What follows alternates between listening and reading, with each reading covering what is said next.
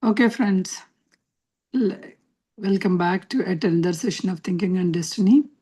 Before we go further, we are actually in the chapter of thinking without creating a thought, right? So in that, Percival is giving us 32 points where we can follow like a Bible or Bhagavad Gita or whatever it is to make it our life, not creating a karmic bondage, but still we do our tasks. So before going to that, let us meditate on the consciousness of Percival for a few minutes and then let's move to the wisdom. Please sit in a meditative posture, clasp your hands and close your eyes.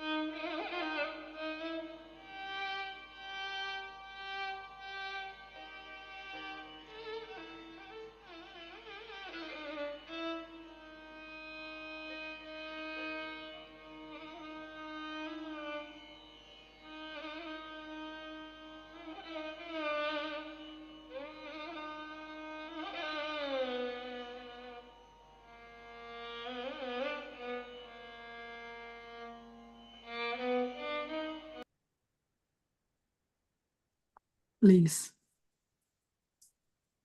keep your hands on your eyes for a few seconds and open your eyes with a beautiful smile on your face. Before we go further on the sixth point, let us recap on fourth and fifth points. Over to you, Balagar. Thank you, Prasanna.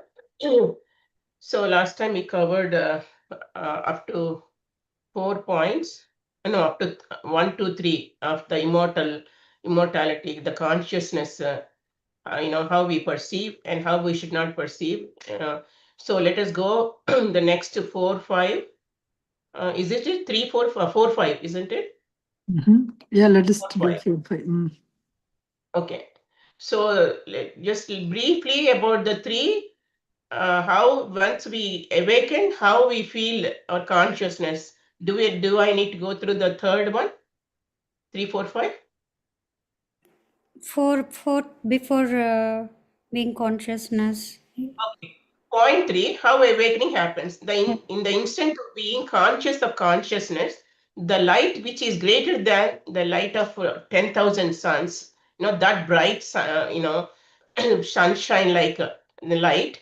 It opens, in the brain, and it irritates it and quickens the portion of the doer in the brain. That's what, awakening happens in the brain, it seems.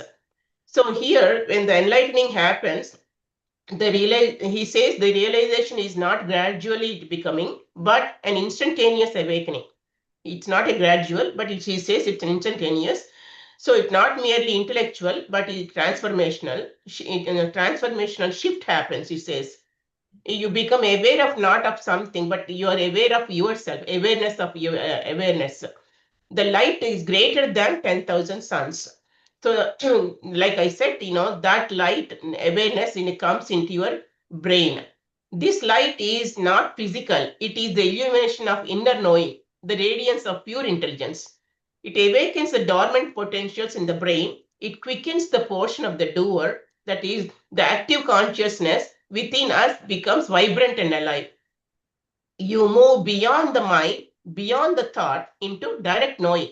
So you get connected into direct knower. Expansion of the consciousness. You are conscious beyond the limits of thought, beyond the limit of mind. You are no longer bound by concepts, beliefs, and imagination. You become aware of your eternal relationship with the consciousness itself. So beyond the mind. This is not an emotional thrill. It is a deep, steady, and eternal clarity. So next, the total perception of nature and intelligence, how you perceive with all this consciousness awareness, how you perceive the nature intelligence. You are conscious of all intelligence and see everything of nature at once. Okay, you see everything with so clearly, with the clarity. You perceive the totality of nature not through the senses but through your inner perception. You become aware of universal intelligence at play in all forms. So it is like a play you see in the universe in all the forms. The barrier between the subject and the object dissolves. That's what we see Drukdrusya Viveka, they say that when you become aware of it, the partition dissolves between object and subject. No emotional overload or fantasy. So you are not thrilled by emotions. You are the calm, balanced, and in good and bad situations, you remain same and grounded. Infinite extension in consciousness. Awareness expands without boundary. You experience the total interconnectedness of all beings, all forms, and forces. There is nothing outside of your awareness. Everything becomes one. Relationship with all beings. You are connected to all universe triune selves and intelligences by your breath form, and you are related to all unmanifested and manifested nature also. And you are conscious of all spheres, worlds, planes, and also at the same time the time collapses. So you are aware of lot of past, future. There is no time. You are conscious of sameness and pure intelligence. You see unity and harmony in their relationship, in everyone. Conscious of every being. In this state, separation disappears. You intuitively feel the presence and inner reality of all living and non-living beings. So that is, you have that unconditional love of oneness. No duality, no separation exists. You feel the peace, poise, and at homeness.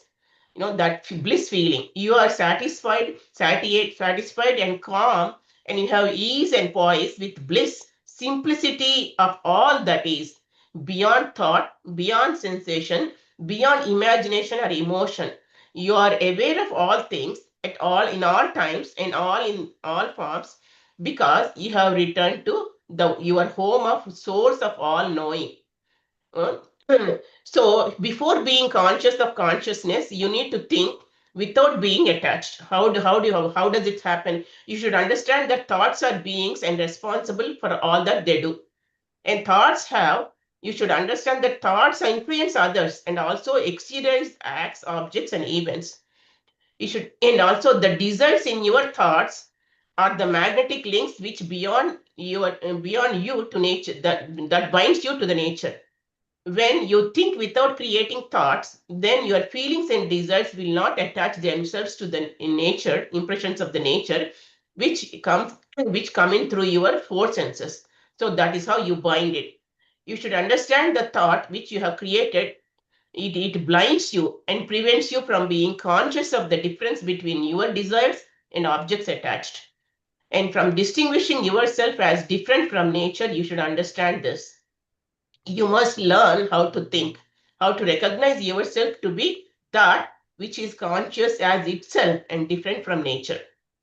To think without creating thoughts, you should be of conscious of yourself as true self, as not of nature. Then you will dissipate your thoughts by returning the impressions in them which belongs to nature, and then you reclaim the light which is your real true self. So the point five, thinking is a steady of holding the conscious light within on the subjects of thinking. How we do definition of real thinking. What is that? Thinking is defined as a steady holding of conscious light and a specific object. That is the concentration. This conscious light is awareness or intelligence, and real thinking means keeping this awareness firmly directed and focused. So, real thinking is not just mental activity or intellectual chatter, but a disciplined, luminous process of conscious focus. Thinking is not done by feeling and desire with the mind, but the thinking occurs through the feeling and desire working with one of the three minds. So, one of the three, but here the body mind is connected to the senses and physical body. Feeling mind is used for inner emotional perception. With that, these are all we know. So desire mind used for intention, will, and motivation. So these three are part of a large structure of seven minds, each tied to an aspect of triune self. The process of thinking happens. Thinking involves a sequence, gathering the light, turning it towards the subject, and then training it. That is the disciplined focus, holding it steadily, focusing it with the precise engagement of light on the subject. This process is universal across all types of thinking. Two kinds of thinking: human versus real thinking. I think we have gone through before also, but summarizing: human thinking, often it is irregular, distracted, driven by untrained use of body No. mind. Mm. Results fragmented. But the real thinking is role of it involves conscious use of feeling and desire minds. Real thinking product produces clarity, originality, and inner evolution. Roles of feeling and desire. Desire initiates thinking, and feeling is the impulse behind the desire. For example, thinking about physical need may invoke the body mind. Thinking about the deeper truth may activate the reason mind or feel. The seven minds we have gone through these. We know all this limitations of the body mind. Hmm. So, yeah, in summary, most people are not really thinking. They are reacting, analyzing the sensed data, or imagining, often disconnected from deeper awareness. The true thinking is an act of spiritual power. Using conscious light, aligned desire and higher minds to hold and explode a subject. That is how we should think, he says. The goal of inner work is to wake up of the other six minds and gradually become the whole triune self, conscious and free from the identification with the nature. That means you have to be withdrawn from the senses, and focus on the real true desire. That's all I have. Yeah. Thank you. Thank you, Balagaru. Let us go to without further ado, let's go to the next point. Thinking, that is, the study holding of light, is done only in the intervals between incoming and outgoing and incoming breaths. Very important point, and we also elaborate real thinking. Uh, what is a real thinking? Also here, also in this point, thinking, that is study holding of the light. When you can hold the light, because it is directly connected to our meditation concept as well. Okay, it is done intervals between the incoming and outgoing and incoming. That's where actually we are already asking, like, focus on the breath, right? So when you are focusing on the breath, slowly, we are going to increase the distance between the two breaths. That's where we say we are actually absorbing the cosmic energy. Here, Percival is saying that's where actual real thinking is happening. Real thinking in the sense that's where you are actually grabbing the knowledge, the knower knowledge. You're not thinking with the illusions of the worldly illusions. You are actually grabbing the knower knowledge. That's where exactly it is happening. So I'll elaborate that sixth point, though it was given very little in the book, but we need to know more. The human thinking, what will happen, and what actually the real thinking is happening. Though it was touched upon the previous point, we go. Human thinking, there is a flashes of light even in our daily life also. You will be getting what exactly that you should be doing, what is your purpose, all the things you will be getting it now and then. But only thing is we will not be focusing. Maybe that particular thing may not be fetching you money, or that particular thing is because we are all thinking in terms of the worldly matter like money gaining or all those things, so we may not be able to touch that. We still postpone that thing. Human thing, in the human thinking also, that flashes of light is always there, but they are intermittent, irregular, jerky flashes of that conscious light. So that awareness of intelligence is not happening continuously in case of human thinking. These flashes suggest a discontinued awareness, like a now and then the light is coming, short bursts rather than a steady flame. There's short bursts of the light is coming. It is what it is reflecting. It is reflecting our lack of focus or discipline in ordinary mental activity. Every one of us want to do something for the society, something for the back to the thing, something. You will have, all of us will have the ideas, but those thoughts will be constantly bothering you. But you keep on postponing, oh, after this, because that particular thing will not fetch money, will not be able to give enough money that for your day-to-day life. So let us keep aside, and then let me, after my kids study, after this marriage. So you keep on postponing it, but that flashes is always there. Okay, that is what he is saying. Human thinking is consisting of intermittent, irregular, jerky, flashy lights. This is a fragmented thinking, largely byproduct of our bodily process or sensory disturbances. These are not refined by your inner consciousness. If your inner consciousness saying what? You're postponing continuously. No, it is your time. So when that inner consciousness tells, then you will go there. But you are not actually going there. Okay, what is the real thinking? So opposite is the real thinking, right? The human thinking, opposite is real thinking. So your study stream of the light will be focused on whatever the thought. It differs. It involves a steady, unbroken light, a stream of light onto a subject, whatever the subject that the stream is results of intense focus, inner stillness, mastery over bodily processes. During the real thinking, breathing stops. Not forcibly, but naturally, the breathing stops. As a result, there is an inward absorption. Inward absorption. You start thinking inside. Exactly. This breathless state implies high spiritual and meditative condition. That's where actually the real thinking happens, where this process of happens non-physical way, untethered by rhythmic interruptions of respiration. So this is not disturbed by your respiration or anything. It was not disturbed by these things. So that is where actually the real thinking is happening. Thinking between the breaths, that is a real thinking.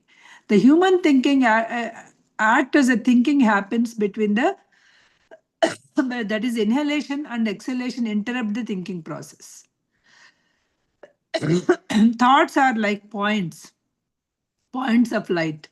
Breaths are like a dashes, hyphens kind of thing. Okay, that break the continuity. So points connected separately with the dashes.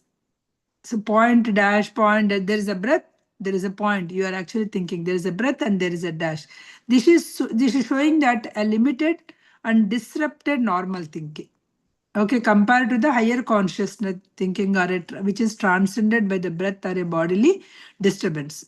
So what is that the real thinking comes, what it will happen? It's a continuous effort, a limits of human thinking, continuous effort you need to put it.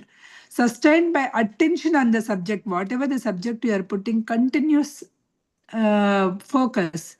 Even human thinking also can cause repeated flashes of the light on the subject. Sometimes even human thinking, whenever you are putting continuously, suppose day and night, you will get the same thought. So that is the kind of thinking. This repetition helps whenever you are doing that same thought again and again. I'll tell you very simple example, right? Human thinking, whenever we are actually want to get something, whenever we want to get a something, we repeatedly think about it, how to achieve it, and you will get it somehow, because the human being has that continuous focus of the light. If they focus on one subject, they can get it. Okay, if something you are not getting means you are not actually putting your complete focus, as simple as that. Repeatedly, whenever you put that highest order of human being, the focus will be kept. Then you are entering into the real thinking, how to get it. Okay, the heart and lungs as a potential brain. The fascinating esoteric concept is that the heart and lungs collectively, called the thorax and potentially a brain, akin the cerebellum and cerebrium in the head. They act as that. They act as a brain, because certainly you want some feeling, strong feeling, then you will get it. This is the true thinking begins in the heart lung center. So true thinking is starting not in the brain, it is starting at the heart lung center, a kind of emotional intuitive intelligence. And then it is processed in the head and brain. Starting only heart and lungs, but then it is processed in the head and brain. This idea aligns the yogic philosophy of ancient traditions that heart is the seat of wisdom and consciousness, but it is not for the emotion. It is the seat for wisdom and consciousness, but not for the emotion. But we are holding all the emotions only, right? So actually, the wisdom you can get. Wisdom is heart is a wisdom for the seat. It is a seat of wisdom. Next, conception and elaboration of the thought. Once that you got the conception, thought originates in the thorax or lungs and heart. Okay, it is digested or developed or refined. Where it is developed, it is developed and refined in the head. You felt something you wanted through heart, then it was refined and developed in the heart. It was issued to the head, it was expressed through your brain in the head. The brain is not the origin of the thought, but the organ of the expression. What is the organ of the expression? I want it, I like it. What is the organ of expression? Which organ we are expressing that? Mouth. It started with heart, it developed here, but the organ of the expression is mouth. It is the deeper mind-body system. Okay.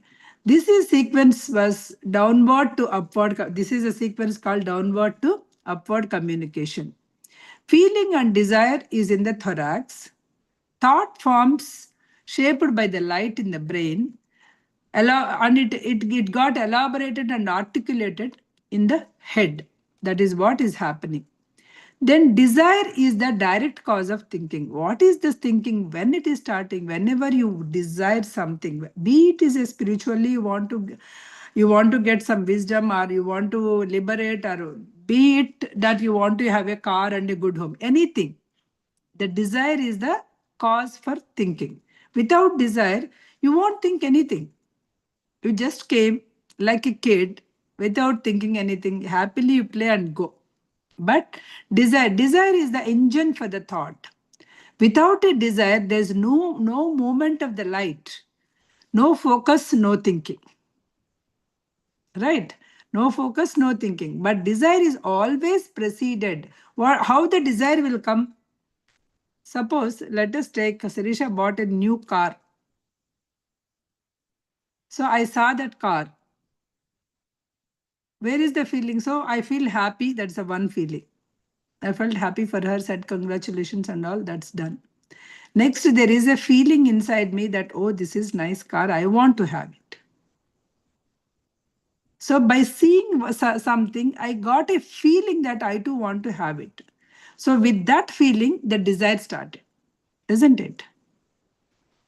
Without seeing anywhere, you are not getting any desire. So this, suppose somebody invented the iPhone, then only you started getting that I want to have an iPhone. Otherwise, you want to have your own Nokia phone only, isn't it? Because you don't know that time. So the desire is starting with the feeling, which acts as a receptor of impressions from the nature. That feeling, how it is coming, it is a receptor of impressions from the nature. Whatever the impressions that you are seeing in the nature, that is external stimuli, then only that is coming up. Then only that is actually stimulating and you are getting that desire. The external world is giving the impressions. It could be either immediate subject or a thought, or it is triggering some memories, some distinctions or some ideas. Maybe by seeing something, you are actually triggering some memory in your back and you want that. So without that, your past, you will be forgetting it. But whenever there is something happened in front of you, the external stimuli, then you are going and triggering some emotion and you want something. So this is how your desire is starting. So your desire is the direct cause of your thinking. And further, the desire, your feeling is the direct cause. Association, distinction, and memory. If you take, there are three processes, key mechanisms that shape our thoughts. What are that? Association, connecting current impressions with past experiences. Whatever the current impressions I am getting, I am connecting with my past experiences. Suppose, let us take, Sirisha bought some Toyota car. I'm putting normal example so that people can understand it. When she bought some Toyota car, I will just congratulate and I will not connect anything because I already have some higher end car, more than Toyota. Then I will not, that is not actually stimulating anything with me, isn't it? I'll happily say congratulations and come back. That's not stimulating any of the, oh, I used to have this car like 10 years back or something like that. That satisfies your thing and nothing is stimulating you. Whereas she got Lamborghini, then it will stimulate. So here association, correcting the current impressions with the past experiences. Distinction, noticing the differencing and categorizing. I'm categorizing it, whether it is high-end car or a low-end car, I'm categorizing that. Any car that she bought it, I don't want to have it, right? I'm categorizing, oh, my car is better than her car, so I need not have it. Or my car is lower than her car, so I want to have it. This kind of categorization. And memory, recalling the stored sense impressions. Suppose if you are not at all a car person, whatever point A to point B, I need to have a working car, let us take. Then it doesn't matter for me what car she bought it. Isn't it? I have a car and I can go from point A to point B. It's a running car, that's enough. If that is my situation, then it won't bother me at all. So if I have any that kind of sensory, if I within me, if I have that, then only it bothers me. Suppose you are not a gold person, gold and all, you are not bothering. Even if she bought like from top to bottom, even if she wore a gold, you will appreciate it, or what is this, too much, you'll just go away. Nothing is actually stimulating your feelings. Only when you desire it, it will stimulate. So that recalling your sensory impressions also you will recall. All of these things will happen whenever you saw something. All association, distinction and memory, right? It happens through your body mind, making an ordinary thinking deeply into the past experiences of your sensory data, but not independent inside. You are not thinking independently. With all your past baggage, you are actually mixing and doing it. That is how the thoughts are actually forming, which is not because so human thinking, flashes of light disrupted by the breath, whereas real thinking is a steady light, breath and breathless, and happens between human thinking happens between the breaths, whereas the real thinking happens beyond the breath. It stops, seizes the breath, and it happens beyond the breath. Human thinking initiated by the desire prompted by your feeling, whereas real thinking initiated by integrated feeling and desire. Human thinking originates in the thorax, expressed in the brain, and whereas real thinking centered deeply in the conscious of unity. Human thinking is based on sense expressions, whereas real thinking is transcends sensory limitations. It goes beyond the sensory limitations. So this is it refines, it is asking us to refine your desire, discipline your attention, and move towards real thinking. Go to your inner stillness and light. This much is there in that small point of the sixth point. Okay. Now we will see well the thinking is going on, because we are in the process of real thinking versus human thinking versus real thinking, right? So in the point 7, he's further expanding. In the point 7, what he is saying in the point 7, let me go. There are 4 stages of thinking. That's what he is saying. There are 4 stages of thinking. First is the presentation of the subject, because which is naturally the nature's impression, and its acceptance turning to the light on it. The second is fixing and cleansing the subject. Third is reducing the subject to a point, concentrated point. Fourth one is holding the steady light on the point. These are the 4 points. This point and point 7 and point 8 is talking about these 4 stages of thinking only. Okay. First stage, Percival is describing these 4 stages of thinking, which uses the conscious light. That means conscious light, where it is coming, it is your mind power, which is expressing, which is using to illuminate and understand that point. Again, it is mind power. Einstein has the same mind, and you have the same mind, I have the same mind. Only why he is able to find out, he used that mind power. Don't we have that? We have it, but we are not using in that direction.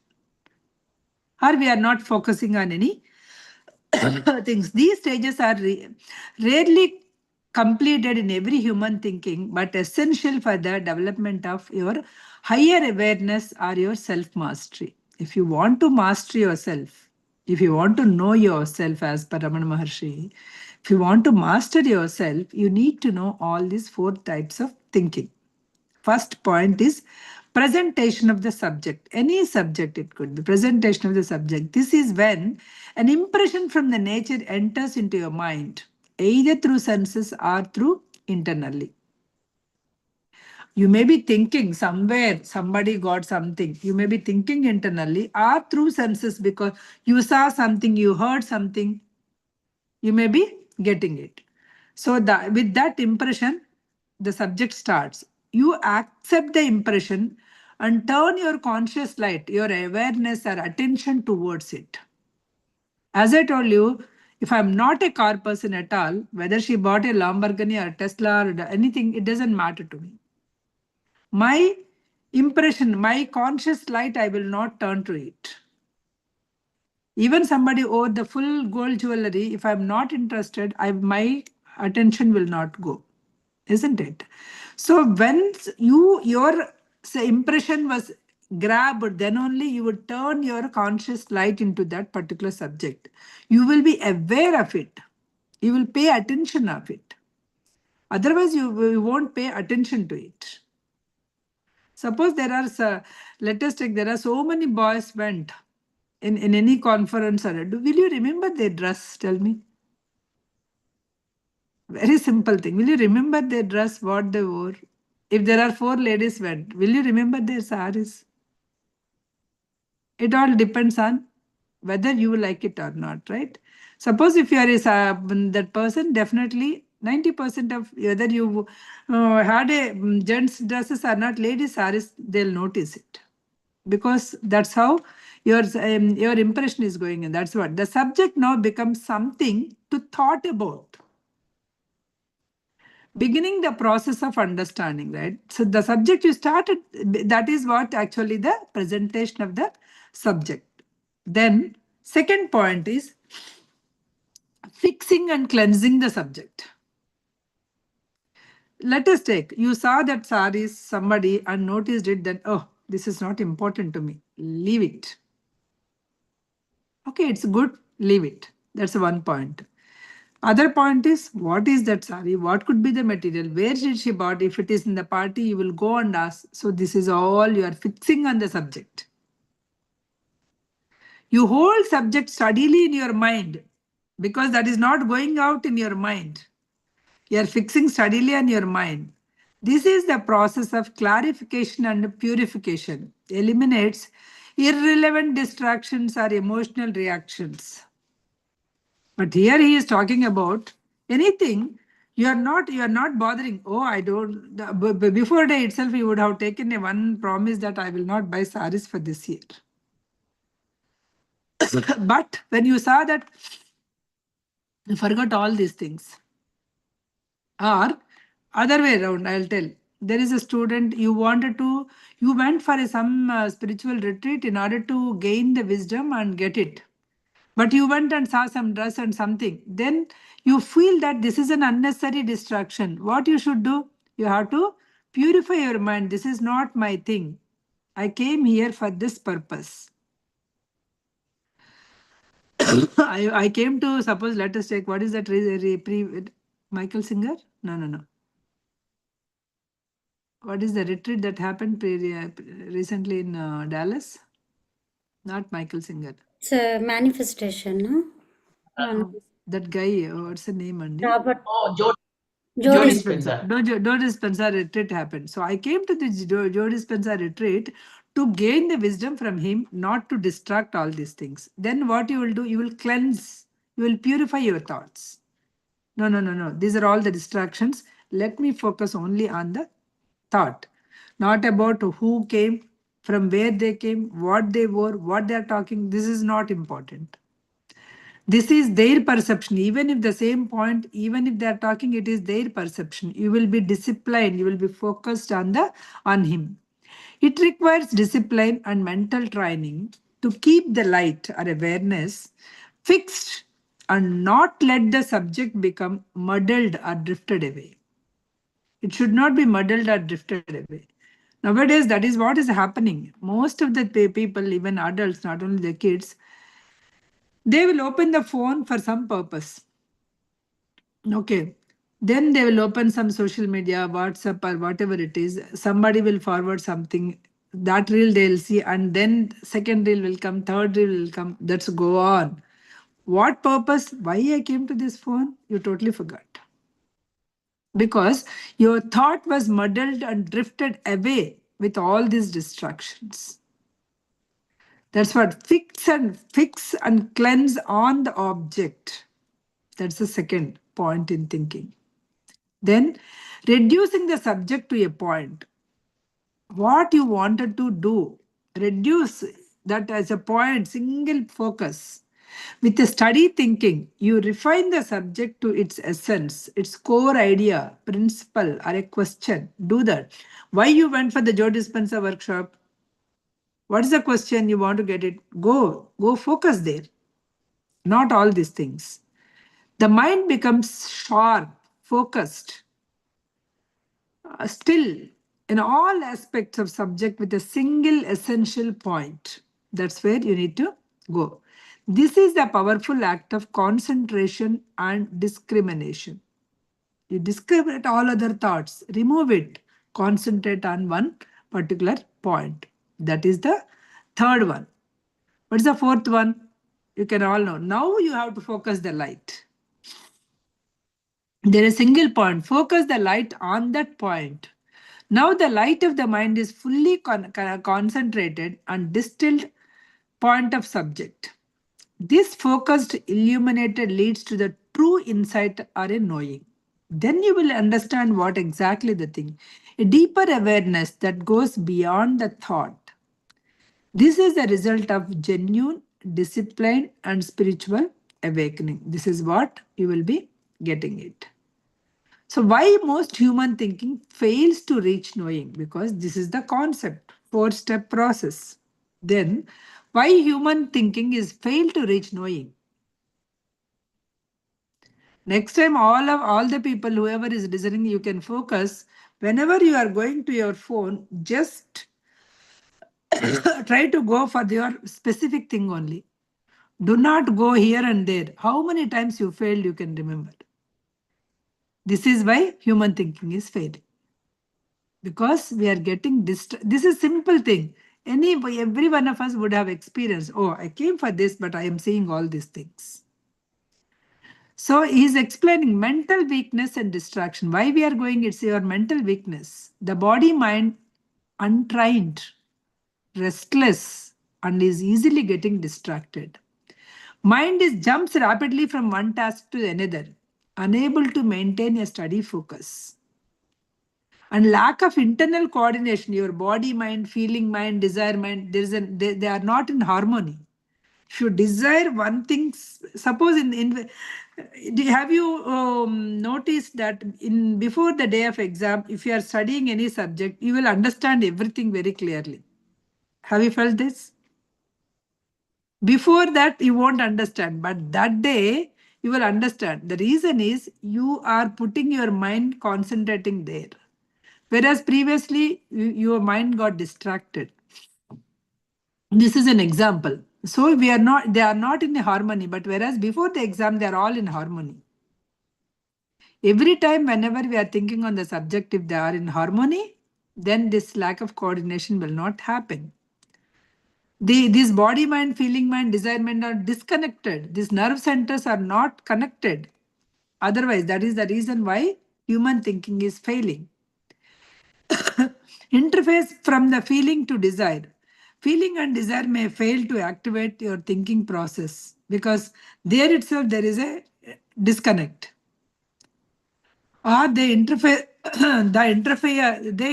only once thinking has begun and causing the emotional turmoil, impulsive action, or inner conflict. All these things are happening. Essential elemental interference, elementals such as natural spirits or units, enter through sensory impressions, seek to become the sensations.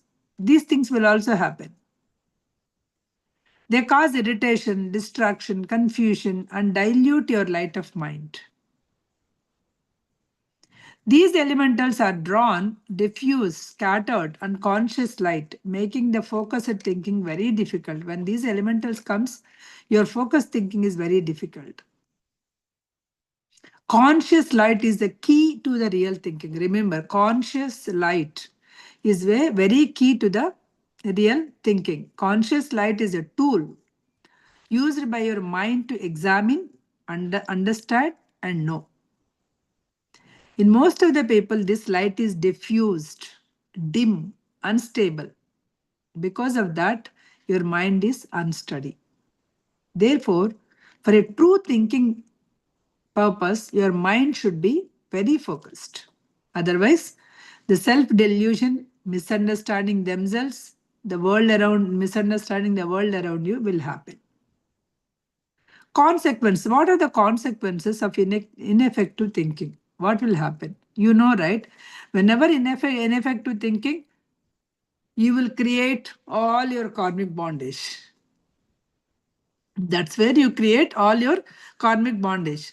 The human thinking mostly results thoughts that are incomplete and misordered. These thoughts eventually manifest outer actions, objects, and events, shaping your person's karmic bondages. Without control over thoughts, people remain bound by nature, unable to rise to the higher spiritual awareness. Otherwise, you are not unable to rise by your higher spiritual awareness if you are not steadily thinking. What is the purpose of the system? Why we are learning it? Learn to think without creating thoughts. That's the thing. Learn to think without creating the thoughts. Means you learn deliberately, consciously think on one point. Avoid new thoughts. If you want something, just steadily go there. Avoid new thoughts. Because that new thoughts will bind to the nature and it is creating to you some destiny. Break free the cycles of karmic repetitions and break through that ignorance. The takeaway is real thinking is a four-step process that can lead you to the direct thinking. Most human thinking is very shallow, distracted, repetitive, reactive, ending up with the karmic bondages. The process is sabotaged by your mental weakness, emotional interference, and elemental disruptions. To think clearly, you need to train your mind. Unify inner faculties, stabilize the conscious light. The ultimate goal is to think without creating or binding thoughts, thereby attaining the freedom from natural control. When I went to this retreat, I just came to know the one project that our kids are doing here. The people who born here, they are going to India for the summer vacation, like 2 months or 3 months. There is those people that were whatever that retreat people, they acquired some land over there in India, in near Arunachalam or some place. They are farming, organic farming, and these kids are going studying there without phones. It seems 2 months there is no phones. They were given some time slot. The internet was given so they can communicate through email. That's all. So they are with that particular with those organic products. They usually pickles means you will see that avakaya, magaya, all those things, right? But those people created with something with cranberry. Okay, some pickle with the cranberry. So all innovative ideas. All the kids who went from here to the summer, they created. And how to make the bread or a cake without within the organic, without egg and all. They did something. So they made a presentation over there. So though we are actually thinking the phones, advancement, electronics, it is actually giving lot. In the absence of it, they are able to focus more on it. They really create wonders, and I just because those are all 18, 19-year-old kids. See, this is the truth. True thinking. Yes, that's what I'm saying. There's no distractions, and they're able to think that well. And what is useful because they were like in the teen age, right? So they know what kind of the things the kids will like it more than us. So they're bringing up the products which can be used as a snacks for the kids, which can be used as how they can use it for a jam or something. They're bringing up the new products.